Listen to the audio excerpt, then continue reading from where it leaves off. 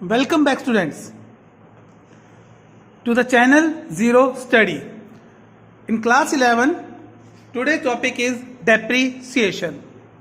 Students, अभी तक हमने पढ़ा है कि कैसे हम अपने BRS को मेंटेन करके चलते हैं, बैंक जो स्टेटमेंट उसको मेंटेन करते हैं, कुछ एरर्स है उनको रेक्टिफाई कैसे करते हैं। तो उसका नेक्स्ट हमारा जो टॉपिक आ रहा है आज वो आ रहा है डेप्रिसिएशन।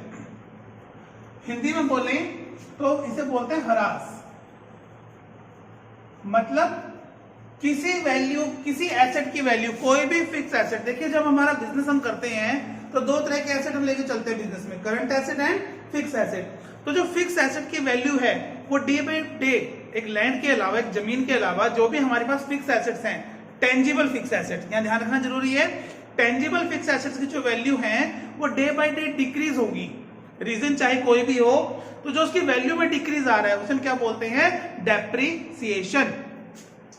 तो जैसे मैंने लिखा है यहाँ, depreciation is the gradual and permanent decrease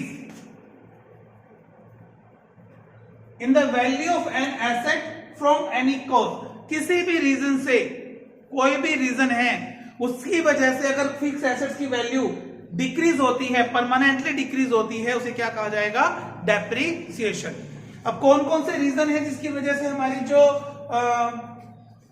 asset की वैल्यू डिक्रीज होती है? फर्स्ट वन इज, कॉज में जो लिखा है मैंने, बाय कांस्टेंट यूज। कोई भी फिक्स एसेट है उसे हम लगातार यूज करते जा रहे हैं, अभी मार्कर है, ठीक है। अगर इसे हम कॉन्स्टेंटली यूज करेंगे तो इसकी वैल्यू क्या होगी? डिक्रीज होगी ना। तो बाय कांस्टेंट यूज, कोई भी फिक्स एसेट जिसको हम कॉन्स्टेंटली यूज कर रहे हैं उसकी वैल्यू डिक्रीज होगी, उसे क्या कहा जाएगा? Depreciation. Second one is expiry of time.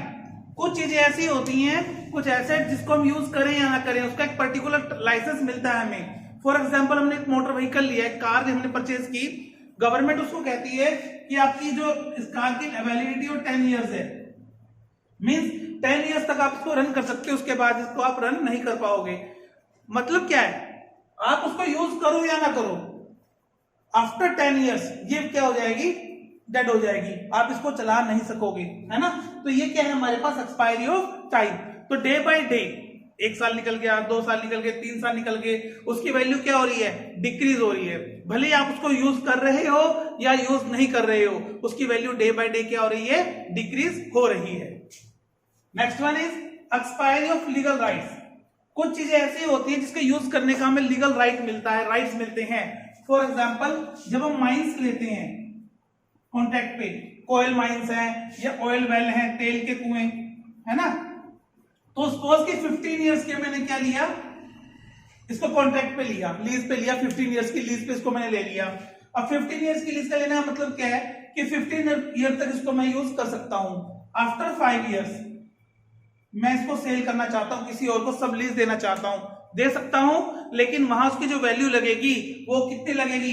Total 15 years का था ना, 5 ईयर मैंने यूज कर लिया, तो 10 इयर्स के हिसाब से उसकी जो लगेगी वैल्यूएशन होगा। तो ये किसकी वजह से हुआ? लीगल राइट की वजह से। एक्सपायरी ऑफ लीगल राइट, हमारे जो लीगल राइट थे वो क्या हो गए? एक्सपायर हो गए, धीरे धीरे खत्म होते जा रहे हैं। Next one is obsolescence. Obsolescence क्या होता है? कोई नई टेक्नोलॉजी आने से पुरानी टेक्नोलॉजी धीरे धीरे धीरे धीरे क्या होती है? चेंज होती जाएगी। फॉर एग्जाम्पल, अब मारुति ऑल्टो है, ठीक है, और उसकी डिमांड उतनी नहीं है जो पुरानी ऑल्टो थी, जितनी डिमांड आज नए नए मॉडल्स की आ रही है ना। 800 को तो लोग भूल ही गए हैं। तो वो किसकी वजह से आ रहा है? ऑब्सोलेंस। नई टेक्नोलॉजी, नई इनोवेशन की वजह से नए प्रोडक्ट जब मार्केट में आते हैं, नई टेक्नोलॉजी मार्केट में आती है, तो पुरानी जो चीज हम यूज कर रहे हैं उसकी वैल्यू डिक्रीज होगी, ठीक है। विंटेज के केस में ऐसा नहीं होता, जो विंटेज आइटम्स होती हैं उसके केस में नहीं होता। फिक्स एसेट जो बिजनेस रिलेटेड है उसकी बात हम लेके चल रहे हैं, ठीक है। डिप्लेशन। डिप्लेशन क्या होता है? जो हमारी वेस्टिंग एसेट्स होती हैं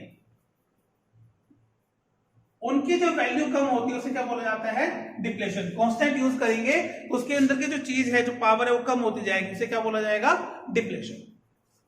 एक्सीडेंट, कोई फिक्स एसेट है ना, कोई एक्सीडेंट हो गया, वियर एंड टियर है, ठीक है, कोई आग लग गई, कोई चोरी होगी, कुछ भी रीजन रहा, उसकी वजह से क्या होगा? उसकी वैल्यू डिक्रीज होगी।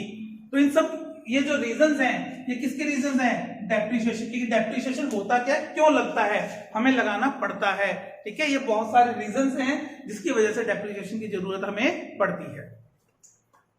फीचर्स क्या है इसके, डेप्रिसिएशन के फीचर, सबसे पहला फीचर है कि परमानेंट नेचर है, मतलब एक बार जिस फिक्स एसेट की वैल्यू को हमने डाउन कर दिया, डिक्रीज कर दिया, उसको आप वापस इंक्रीज नहीं कर सकते हो बिना किसी रेनोवेशन के। आप रेनोवेट करके उसको इंक्रीज कर सकते हो, लेकिन फिलहाल नहीं कर सकते। परमानेंट नेचर का एक बार हो गया तो हो गया।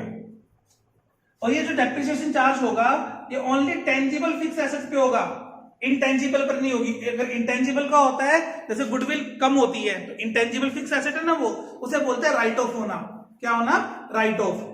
तो हर एसेट के लिए, टेंजिबल के लिए अलग, इंटेंजिबल के लिए अलग, और जो वेस्टिंग एसेट्स उनके लिए अलग टर्म यूज होती है, ठीक है। तो ये क्या है हमारे लिए, टेंजिबल फिक्स एसेट्स के ऊपर लगता है।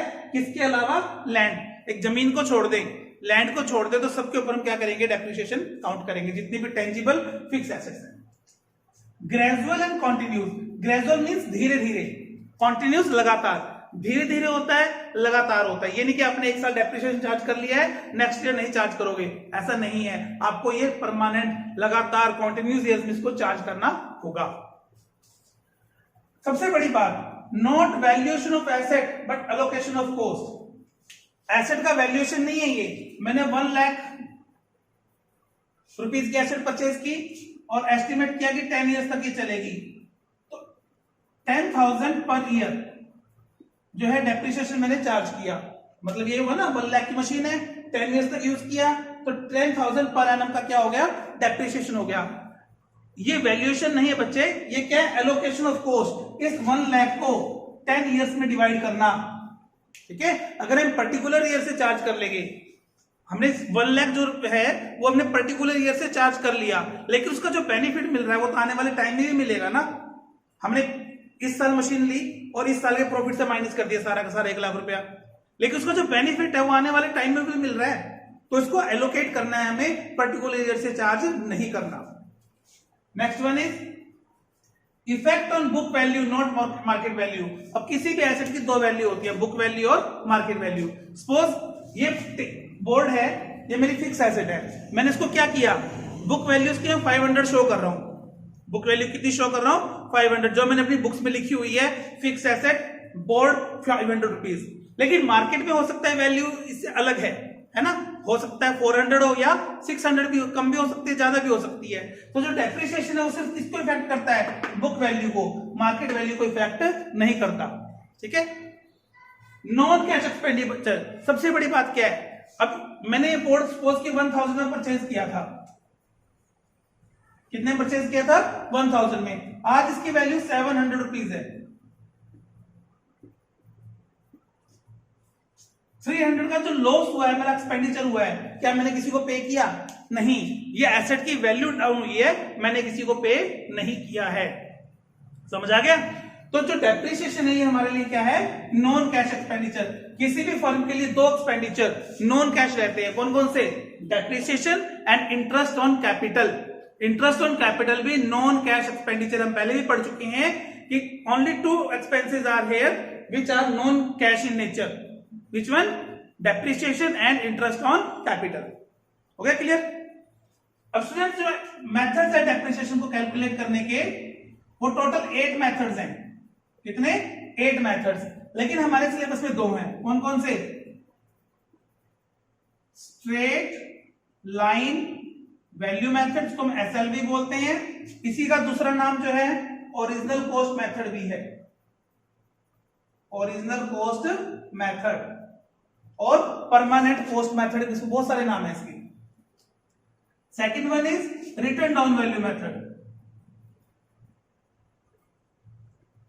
रिटर्न डाउन वैल्यू मेथड, या WDV इसको बोलते हैं शॉर्ट में, और इसका दूसरा नाम है diminishing balance method, diminishing balance method. तो हमारे सिलेबस में सिर्फ ये 2 मेथड्स हैं, ये करेंगे हम। टोटल 8 मेथड्स हैं इसके। मशीन आर मेथड है, रिप्लेसमेंट के लिए अलग लगता है, वेस्टिंग एसेट के लिए अलग लगता है, राइट ऑफ के लिए अलग लगता है, मतलब अलग अलग चीज है, ठीक है। तो हम स्टार्ट करेंगे नेक्स्ट क्लास में स्ट्रेट लाइन वैल्यू मेथड। अभी आपको क्या करना है, इसकी थ्योरी पे फोकस करना है कि डेप्रिसिएशन है क्या, रीजन क्या है, फीचर्स क्या है और क्या इफेक्ट डालते हैं और क्यों बनाना इसको जरूरी है। तो मिलते हैं नेक्स्ट क्लास में, तब तक रीड कीजिए इसको।